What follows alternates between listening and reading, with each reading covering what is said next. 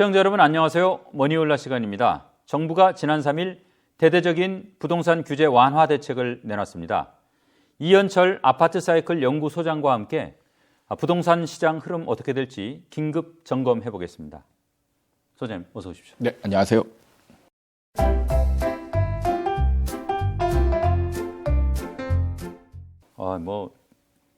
엄청 하여간 다방면에 걸친 지금 완화 대책을 내놨는데 네. 소장님 시작하기 전에 네. 지금 부동산 시장 특히 아파트 시장 상황 어떤 상태인지 좀 간단하게 짚고 한번 가시죠. 사실 지금 요즘에 하락 그래프가 굉장히 좀 빠르게 그려지고 있는 모습이거든요. 예. 그러니까 정부 입장에서는 지금 부동산 시장이 너무 빠르게 하락하고 있다. 이렇게 좀 진단을 하고 있는 듯하고 실제로도 보면은 경기도의 여러 송도라든지 아니면 검단이라든지 이런 지역 같은 경우는 거의 반토막 난 아파트들도 속출을 하고 있고, 예. 그 다음에 서울에서도 송파 같은 경우는 굉장히 많이 떨어졌거든요. 그다음 예를 들면 헬리오시티 같은 게 작년에 23억 정도 하다가 최근에 17억의 거리가 됐거든요. 예. 그러니까 그 정도로 치면 거의 30% 가까이 하락을 했거든요. 그러니까 사람들이 피부로 느끼기에 지금 급락하고 있는 아파트 시장의 모습이 그려지고 있기 때문에 정부가 지금 판단할 때 너무 빠르다, 이렇게 지금 느끼고 있는 것 같습니다. 일단 하여간 속도를 좀 잡아보자 이제 이런 것 같은데 워낙 여러 가지 대책이 나와서 네. 주요 내용부터 좀 간단하게 좀 정리 좀 해볼까요? 네네. 가장 첫 번째로는 규제 지역 해제거든요. 예. 규제 지역 해제라는 게 이제 규제 지역이 최근에 이제 지방 같은 경우는 해제를 다 이미 했고 지금 남아 있던 게 서울 전 지역, 그다음에 경기도의 핵심 4개 지역을 규제 지역으로 남겨놨었는데 이번에 강남 3구, 그러니까 송파, 그다음에 강남구, 서초구 이 3군데하고 용산구 이렇게 4개 구만 빼놓고 나머지 지역을 다 규제를 다 해제해 버렸어요. 예. 그다음에 이제 규제 지역 해제하면서 그 지역 해제하는 지역의 분양가 상한제도 같이 폐지를 했고요. 예. 그다음에 이제 전매 제한. 전매 제한이 이제 보통 10년 전매 제한에 걸려 있었는데 전매 제한도 이제 대폭 완화를 했습니다. 그래서 수도권 같은 경우는 3년, 그리고 비수도권 같은 경우는 1년으로 제한을 이제 하고요. 그 다음에 분양가 상한제 지역 하에서는 이제 실거주 의무가 있었거든요. 네. 근데 이 실거주 의무를 이제 폐지하는 거죠.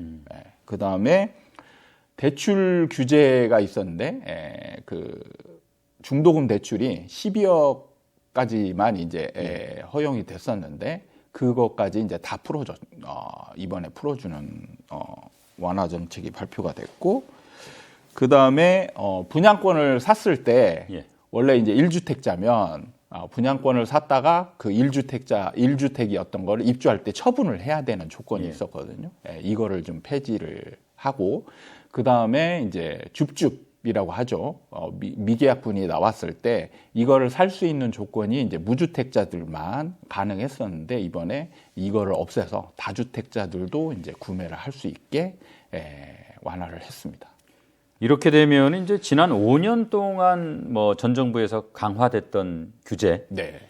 사실상 이게 일거에 5년 전으로 좀 돌아가는 그런 것처럼 보이는데 거의 다 풀어졌죠. 예. 네네. 그만큼 이제 상황이 좀 판단할 때 네. 심각하다는 거겠죠. 소장 보시기에 네. 지금 부동산 시장, 건설사, 그와 또 연관된 금융기관 지금 어느 정도 좀 심각한 상황이라고 보세요? 지금 사실 어떻게 보면 나비 효과? 이렇게 볼 수도 있는데 이제 작년에 얼마 전에 그 강원도의 레고랜드 사태가 벌어졌잖아요. 사실은 원래 레고랜드 사태만 보면 그 다른 시기에도 비슷한 이런 사태들이 종종 벌어졌었거든요. 그런데 대부분은 그 사태만의 충격으로 끝났어요. 이게 막 나라 전체로 퍼지고 이런 일은 없었는데 문제는 이번 레고랜드 사태 같은 경우는 이 사태의 그 규모는 한 2천억 정도인데 이걸 해결하기 위한 자금이 200조 가량 필요하다. 이 정도로 파급 효과가 큰 상태가 됐거든요. 그 이유는 뭐냐면 이제 PF 부동산 PF라고 해서 이런 것들이 많이 이제 활용이 되는데 지금같이 그 금리 인상이 워낙 가파르게 진행되고 있으면서 이런 것들이 어느 정도 지금 부실화가 기본적으로 진행이 됐었던 거죠. 그런 상황에서 레고랜드 사태가 이 나비 효과를 불러일으켜서 전체적으로 지금 부동산과 그다음에 금융권에 지금 재정 상태를 굉장히 악화시키는 쪽으로 만들었어요. 그러는 상태에서 또 지금 최근에 이제 부동산 시장이 급락을 하면서 미분양 우려가 굉장히 커졌거든요. 그러니까 미분양 우려가 커진다는 얘기는 이제 부동산 건설사들이 신규 분양을 하는 게 안 팔린다는 얘기예요. 이렇게 되면 이제 건설사들의 부도 위험이 아주 커진다는 얘기죠. 지금 이런 상태로 지금 경제 그리고 우리나라 주택 시장이 흘러가고 있는 중이다. 이렇게 진단을 해보면 될 것 같습니다. 자, 그러면 이제 워낙 뭐 아까 조목조목 설명을 하셨는데 그 항목별로 좀 자세하게 좀 살펴보겠습니다. 네. 대책이 이제 워낙 한꺼번에 쏟아져 나와가지고 좀 사실 시청자분들께서 좀 헷갈리실 것 같은데 우선 이 아까 각 항목별로 이 규제 완화가 시행되는 시점 그걸 또 정확히 알아야 좀 대응을 할 테니까요. 규제 지역 해제하고 그다음에 규제 지역 해제 안에서 이제 분양가 상한제가 폐지되는 부분은 1월 5일 날 시행이 되고요. 그다음에 이제 그 전매 제한이 10년이었던 게 이제 3년하고 1년으로 이제 풀리는 부분 이것은 3월 달에 시행이 됩니다. 그리고 실거주 의무 그러니까 분양가 상한제 분양권을 받았을 때 실거주 의무가 10년 이제 2년이 있었는데 이 부분이 이제 폐지가 되거든요. 근데 이거는 법 개정이 좀 필요한 부분이라 법 개정이 이제 민주당하고 협의가 되어야 이제 시행이 되겠죠. 그리고 시행이 된다라면 이제 소급 적용이 가능한 부분입니다. 그리고 이제 특별 공급 제한과 그 다음에 이제 줍줍 그다음 청약을 가능한 이 부분은 2월달 안에 시행이 되는 걸로 알고 있습니다. 지금 이제 뭐 실거주 같은 경우에 법 개정 말씀하셨는데 사실 이게 법률 개정은 결국은 민주당 협조가 있어야 될 거 아니에요. 그렇죠. 근데 이제 민주당 입장에서는 자기들 정책을 뒤집는 어떤 그런 정책이니까 이 협조가 될지 잘 모르겠어요. 어떻게 보면 민주당이 반대할 가능성이 큰데 사실은 어떻게 보면 좀 그 종부세나 이런 거보다는 조금 약한 부분이거든요.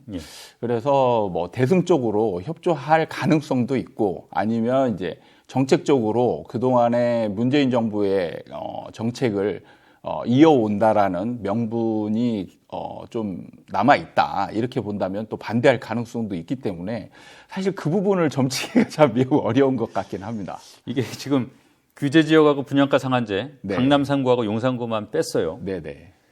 뭐 세 군데, 아니 이제 네 군데죠? 네 군데만 남겨놓은 뭐 이유가 뭡니까? 사실 가장 큰 부분은 정부 입장에서 부작용을 가장 우려하는 부분이거든요. 그러니까 규제 완화라는 게 자칫 잘못하면 이제 상승을 불러올 수가 있단 말이에요. 그러니까 정부는 사실 상승을 바라지는 않거든요. 지금까지 계속 정부가 나서서 부동산 시장에 대한 얘기를 했을 때 정부는 하락을 바란다.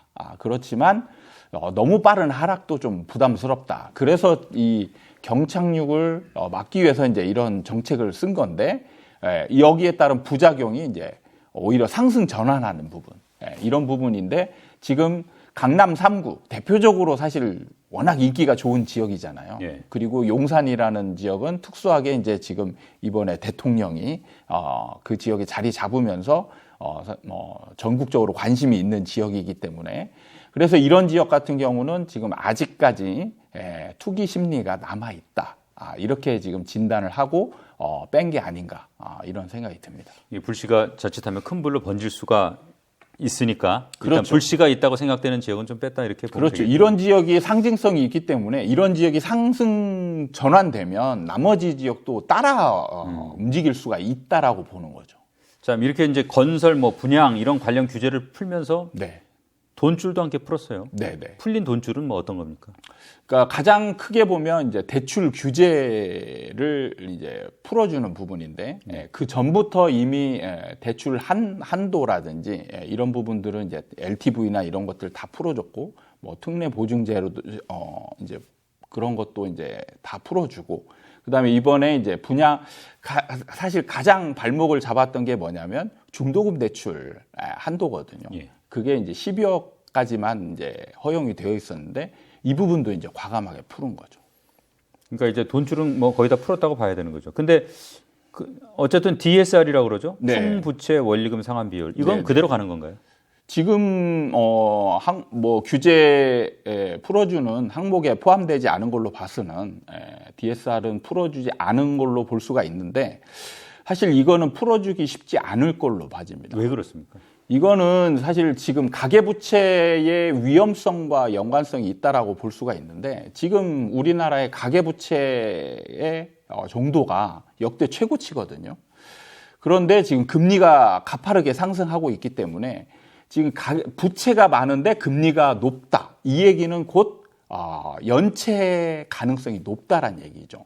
그래서 사실 DSR을 풀어주면 소득하고 연관되는 이 부분, 제한됐던 부분이 풀리게 되는 거거든요.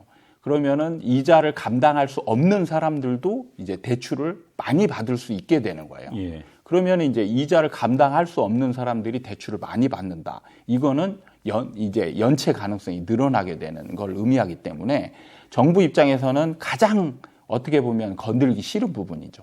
가계부채가 지금 위험하다라고 하는 경제학자들의 지금 경고가 굉장히 지금 쏟아지고 있거든요. 그래서 정부는 지금 가계부채가 안정적으로 진행될 수 있게끔 관리할 필요가 있기 때문에 LTV는 풀어주지만 DSR은 안 건드는 이유가 바로 그 부분이에요. 그러니까 사실은 어떻게 보면 효율성이 이렇게 떨어진다라고 보면 되죠. LTV 풀어준 게 DSR에 묶이면 대출이 소득 수준이 높지 않은 사람 대출이 안 된다는 걸 의미하는 거예요. 그래서 돈 많이 버는 사람만 대출 받아라 이런 얘기인 거예요. 이번 정부 정책 목표 한마디로 하면은 뭐 연착륙입니까? 완만한 가격 하락? 사실은 가장 또 정부가 바라보고 있는 게 있는데 구체적으로 사실 이제 좀 큰 의미로 보면 말씀하신 대로 경착륙을 막고 연착륙으로 가게 하는 의미가 있는데 예. 그 과정에서 이제 중요한 것들이 뭐가 있냐면 최근에 작년 2022년도가 화두가 됐던 게 뭐냐면 거래 멸종이거든요. 예. 거래 멸종으로 인해서 사실 급락 거래들이 생겨나는 거거든요. 그러니까 거래 활성화는 좀 시켜야 되겠다. 이게 이제 목표고, 그 다음에 최근에 이제 나타나는 게 미분양 수치가 정부가 판단할 때 지금 6만 2천 건 정도가 이제 위험 수치라고 기준을 잡고 있습니다. 그런데 최근에 미분양 수치가 5만 8천 건 정도 돼요. 거의 이제 위험 수치에 근접했다 이렇게 판단한 거죠. 그래서 정부 입장에서 볼 때는 이게 터지고 나서 이 수습하는 거는 이미 늦었다. 그래서 터지기 전에 좀 약화시켜야 되겠다. 이렇게 판단하는 것 같습니다. 그래서 지금 핵심적으로는 거래를 좀 늘리고 미분양을 줄여야 되겠다. 그걸 통해서 경착륙을 연착륙으로 유도하겠다. 이런 지금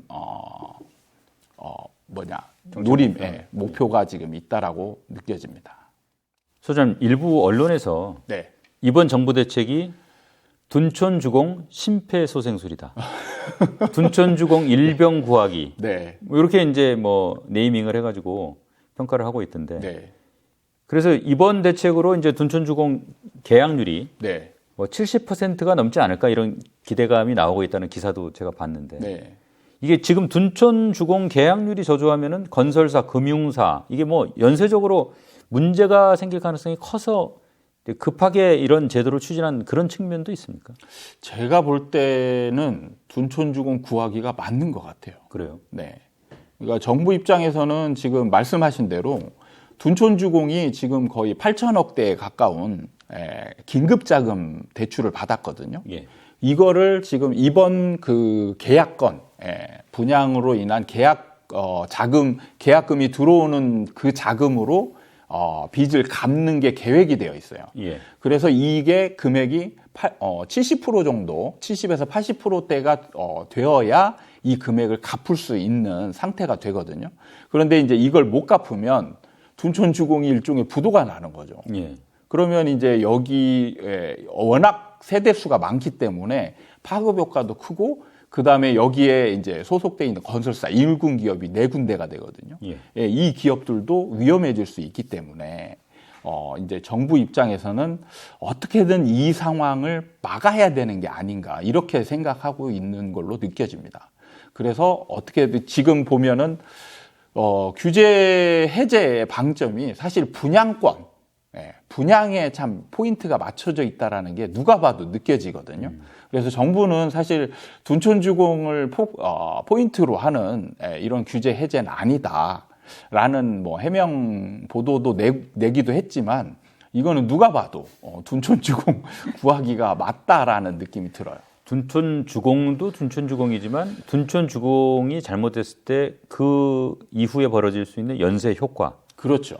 이런 게 무서운 거겠죠. 그렇죠. 그러니까 이게 그냥 단순히 사실 미분양이 많이 나고 이런 거는 정부 입장에서 굳이 개입할 필요가 없는 상황이거든요. 예. 근데 둔촌주공은 지금 시공사와 이제 다툼이 있으면서 오랜 기간 공사가 중단되었고, 그로 인해서 이제 긴급 자금들이 필요한 상황이 되었단 말이에요. 그래서 굉장히 어렵게 돈을 빌렸어요. 그리고 이 금리도 굉장히 지금 높은 걸로 알고 있고, 그래서 이걸 못 갚으면 문제는 둘 다 돈이 없어요. 조합도 돈이 없고 건설사도 이미 건축비에 돈을 다 썼거든요. 그래서 원래 일반 분양분을 먼저 해야 이게 사업이 원활하게 진행이 되는데, 둔촌주공만 유일하게 예외적으로 사업이 먼저 진행이 되고 지금 이제 뒤늦게 분양을 하고 있는 상태가 되었단 말이에요. 그래서 지금 분양이 잘 안 되면 사업 자체가 위험해지고, 이로 인해서 우리나라 경제 전반에 미치는 파급 효과가 커지는 상황이 만들어졌단 말이에요. 그래서 지금 정부는 이걸 우려하는 게 아닌가, 이게 그렇게 느껴집니다. 말씀하신 대로 이제 정책 목적이 달성되는 건 별개로 분명해 보이는 거는 뭐 전매 제한 완화, 실거주 의무 완화, 특별 공급 제한 완화, 네. 1주택자 청약 제한 완화, 무순위 청약 제한 완화, 이런 여러 제도가 결국은 이런 제한을 풀어가지고 분양을 촉진하고, 그래서 이제 건설사들의 도산을 막고 그 건설사들한테 보증을 선 금융사의 부실도 막겠다. 뭐 이런 건 좀 분명해 보이는 것 같아요. 그렇죠. 예. 그렇게 지금 목표를 삼고 있는 게 느껴지죠. 그러니까 누구나 지금 그게 느껴지는 겁니다. 그래서 지금 그 규제 정책을 내기 전에도 원희룡 장관이 나와서 한 말이 있거든요. 이게 뭐냐면 지금 거래 절벽 현상하고 미분양이 늘어나는 거를 막을 대책이 있다. 이렇게 이제 자신 있게 말하고 바로 규제 대책이 나왔단 말이에요. 그런 부분을 살펴보면 바로 이제 미분양을 어느 정도 축소하려고 하는 그런 규제 방침에 방점이 찍혀져 있지 않나, 이런 생각이 듭니다. 그 부분은 성공할 수 있을까요?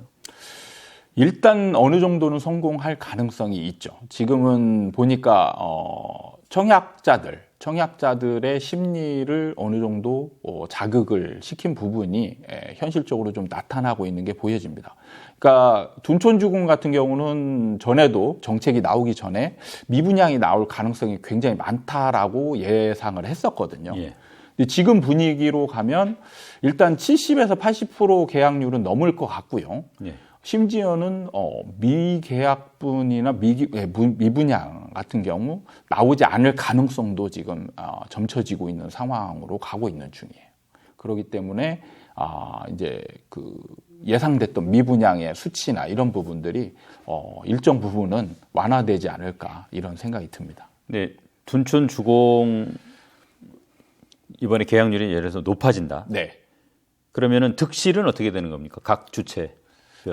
저는 이 부분이 좀 우려가 되는데, 사실은 물론 정부 입장에서는 이 둔촌주공의 어떤 사업, 이 분양의 성공과 실패가 우리나라 경제 전반에 영향이 크다라고는 하지만, 문제는 이제 어떻게 보면 아랫돌 빼가지고 윗돌을 괴는 저는 형국이다 이렇게 봐지거든요. 예. 이게 뭐냐면 사실 분양을 받은 사람들이 다 좋으려면 사실 가격이 올라가야 되거든요. 예. 근데 문제는 원희룡 장관이 나와서 최근에 발표했거든요. 뭐냐면 가격은 오르지 않는다. 진짜 근데 지금 정부가 규제를 완화를 했는데 핵심 포인트는 뭐냐면 금리 지금 금리 인상 기조가 아직도 유지되고 있고 가파르게 진행이 되고 있잖아요. 예. 그런 상황 하에서 규제를 풀었단 말이에요. 그러면은 상승 효과가 크지 않거든요. 그러면 문제가 뭐냐면 주변 아파트 가격이 오르지 않게 돼요. 그러면 둔촌주공이 분양이 잘 되더라도 둔촌주공은 내년 이제 2025년에 이제 입주 예정인데 예. 그때쯤 되면 가격이 떨어져 있을 가능성도 많거든요. 그러면 누가 손해를 보느냐? 사실 분양 계약자들이 손해볼 가능성이 크다라는 거죠. 근데 만약에 미분양이 많이 나면 조합원과 건설사가 피해를 보는 거고 분양이 잘 되면 분양을 받은 사람이 피해를 보는 상황으로 연결이 되는 거예요.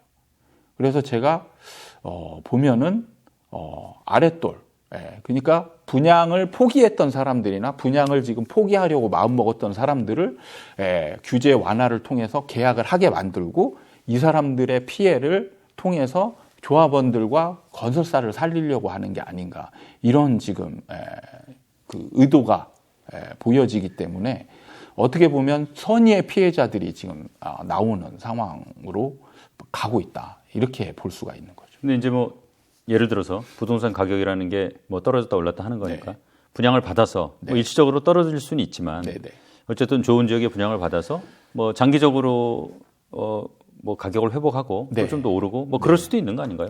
사실 그렇게 보면은 뭐 괜찮을 수도 있는데 문제는 부동산 같은 경우 흐름을 단기간 안에 바꾸기가 어렵거든요. 예. 그러니까 제가 지금 우리나라 부동산 시장의 하락 기간을 거의 5년 정도로 이제 보고 있는데 5년 정도 하락을 하고 그 다음에 고점 대비 40% 정도 하락을 한다라면 둔촌주공도 지금 분양가보다 더 빠질 확률이 더 크거든요. 예.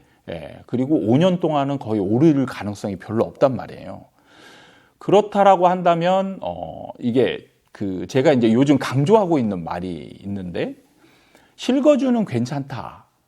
이게 과연 진짜 괜찮은 명제인지를 한번 따져봤으면 좋겠다라는 생각이 드는 거예요.